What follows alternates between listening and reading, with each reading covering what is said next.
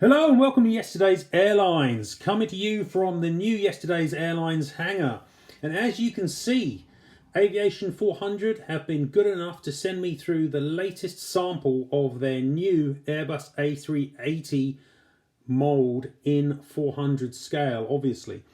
So it's been probably about, not quite a year, but 9 months or so since I last had a sample of the A380 through from AV400, and that was of course the resin sample mold. So check out my previous review of that.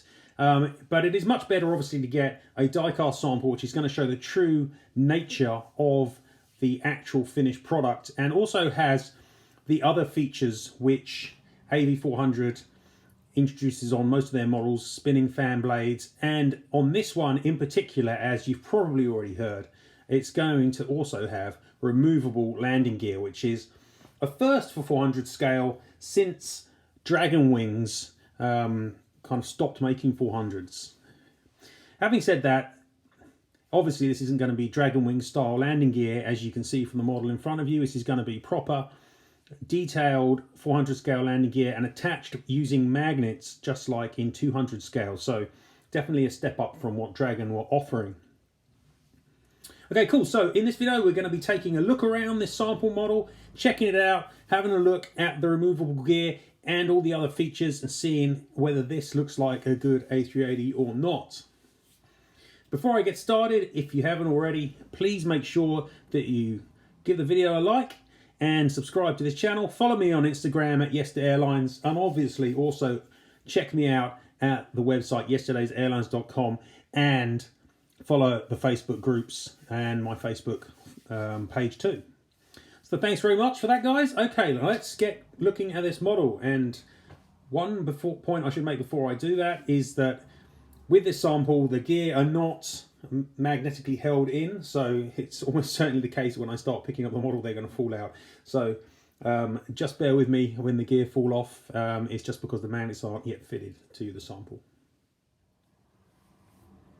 Okay, so let's get into the review, and as always I'll have a closer look around the mold sample and check out the features and give my opinion on whether this looks like the aircraft it's supposed to represent. So let's pick her up very carefully, as I said, because I'm sure the landing gear is going to fall out. It's only lodged in at the moment. There we go. There goes the nose gear. And let's start off with the front of the aircraft. Now, I think that this looks pretty good. It's got the nice bulbous Snoopy-esque almost round nose of the 380 there, looking rather nice. It's got the built-in small dome here on the roof line, which is looking good, and running through to the wing you can see you've got this very nice fairing here as well. So I think this whole front portion of the model is looking, very nice. I don't really have any major issues with the look and feel of it. You can see when you angle this correctly that you've got quite a obvious line down the center there, and you've got some space for the paneling for the cockpit windows. And it's always hard to tell exactly what things will look like until the windows are printed on, but I am feeling quite confident with this nose. I've had a bit of a comparison with the Phoenix version and it looks good. I've looked at pictures and again I'm reasonably happy with it as well, so I'm liking that a lot. Moving across to the wing, and you can see that it's got a very, very nice and clean join here around the wing fairing. Very tight and crisp and nice detailing, and I do like the detailing on the wing, and I like the flap track fairings as well. If we just flip it over, see you've got those big flap track fairings, really nicely shaped, so no big issues there at all. Moving to the engines, and from the side you can see these look, to me they look more like the Rolls-Royce Trents, and you've got a nice angle here slanting to the rims. You've got a really nice exhaust area and rear portion of the engine, really nice detailing, and I like the underside of the pylons, looks good as well here.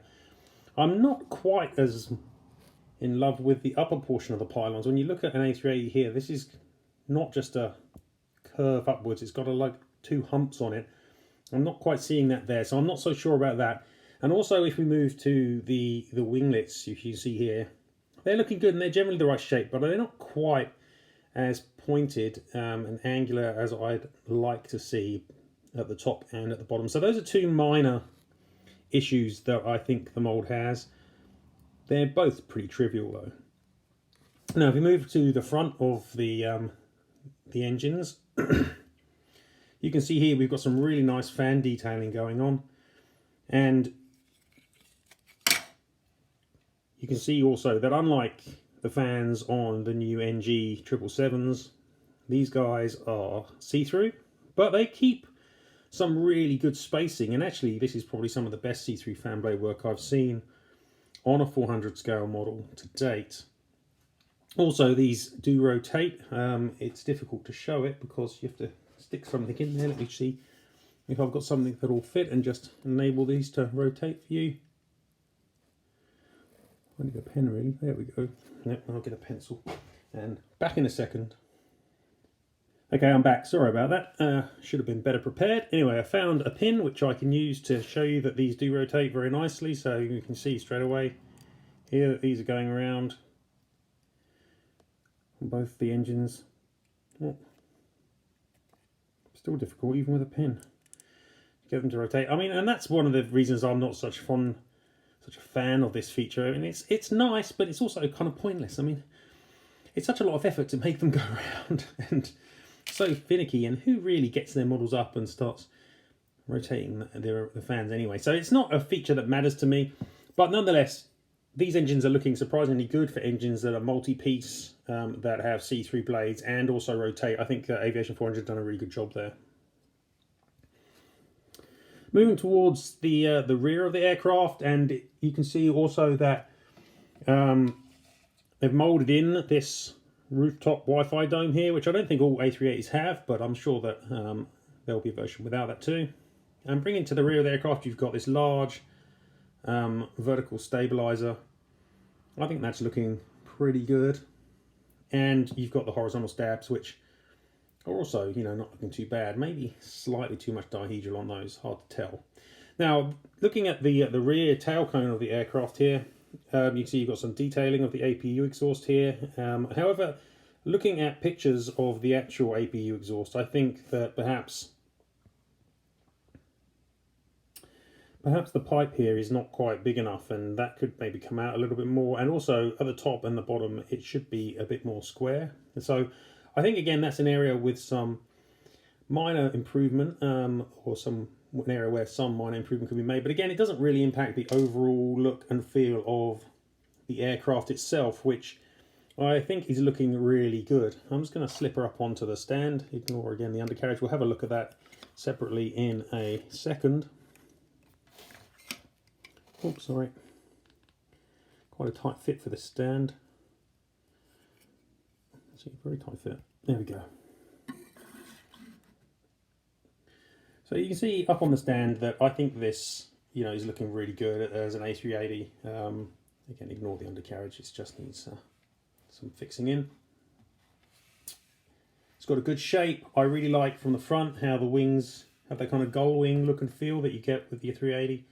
And the engines look rather nice and hang very nicely off the pylons. It's also got very good ground clearance, I might add, when all the undercarriage is actually on properly. And overall, I don't have any major concerns with the shape or look and feel of the aircraft. As I say, a couple of very small points about the tail cone, the upper portion of the engine pylons, and maybe the sharpness on the winglets, but these are all minor features. Okay, cool. Now let's look in a bit more detail at the undercarriage. So I've just popped the undercarriage back in place again, and you can see, as I was saying, that you've got some really good ground clearance here between the engine nacelles and the ground, and also I think just the overall height of the undercarriage works well. Previously on the sample it did look a bit nose down, but this one does not, and I think it looks really, really nice when it's displayed with the carriage down, and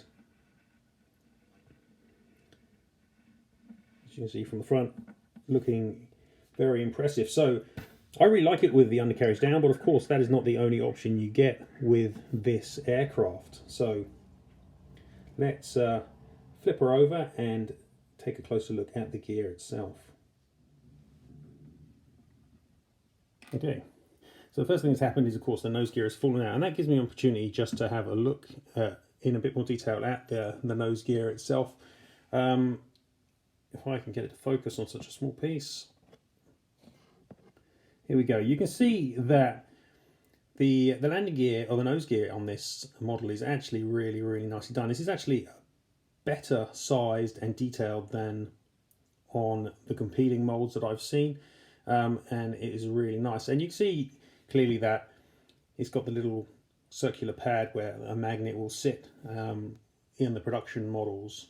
So I'll just put that to this one side. The mold actually stands up quite comfortably without the nose gear in, just like 747s in the scale tend to as well. But obviously, flip her over.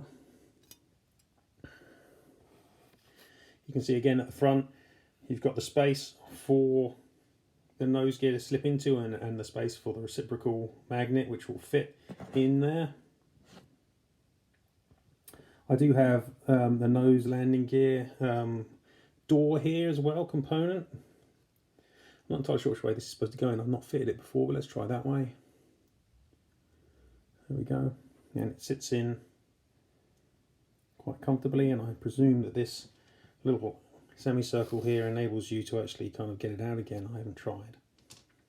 Moving over to the main gear, these are currently just kind of sitting in, as you can see. The outer portion of the main gear again has the spaces for the magnets. It also has its little kind of piece here, flange, which means it slots in underneath the door there. So it actually sits quite nicely even when the magnets are not there. But you can see there's a lot of nice detailing on these, and both pieces do pivot, even not just the inner ones, but also the outer ones too. Some really nice detailing there, and again some good work on the gear legs. So once again, you can slot these out and place in the, just trying to work out which one is which, place in the covers. That's the one. And again, I've not actually done this before, so it's the first time I've actually slotted those in, and there we go. It fits in, and you now have your gear in a raised position. So again, we can do that for the other side as well.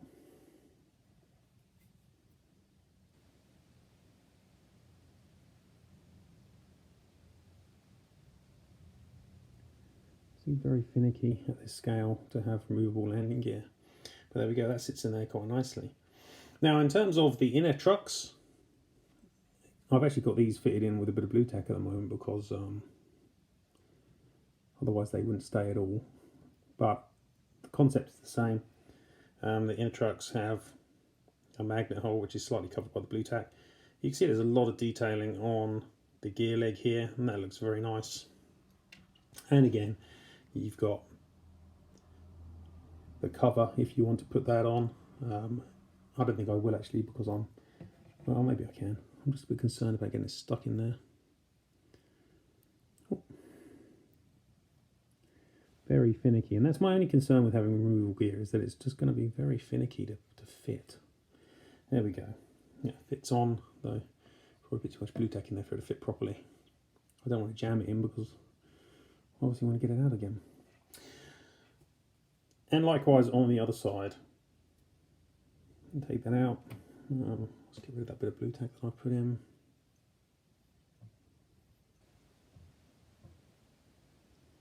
There we come. Obviously you won't need to do that when it's a production model and magnets are in place. And that should sit. Oh, should sit in there if I didn't lose it. There it is. Just sit down by the side of the camera.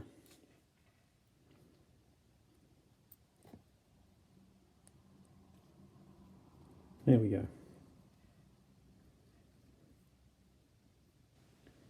So now we've got the A380 with its gear up.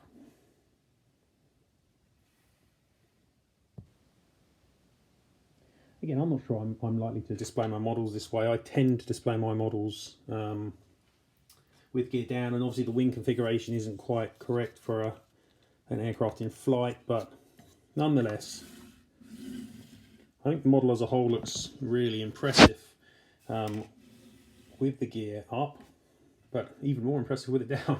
So for me, you know, removable landing gear isn't a big feature, much like the fan blades aren't. But what I do like is that it illustrates that Aviation400, when they make molds, are really focusing on a lot of the detail, focusing on bringing new quality to the collectors. Now, sometimes that may come at a little bit of a price, but it's nice to have models and brands that are really, you know, trying hard to do something new and interesting and to break a bit of new ground. I know an A380 isn't necessarily new ground, but it's been quite a while since there's been a new A380 mould in this scale, and so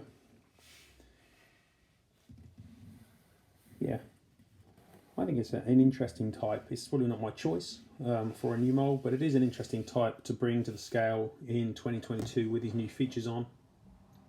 Quite a few A380s in 400 scale are quite hard to find.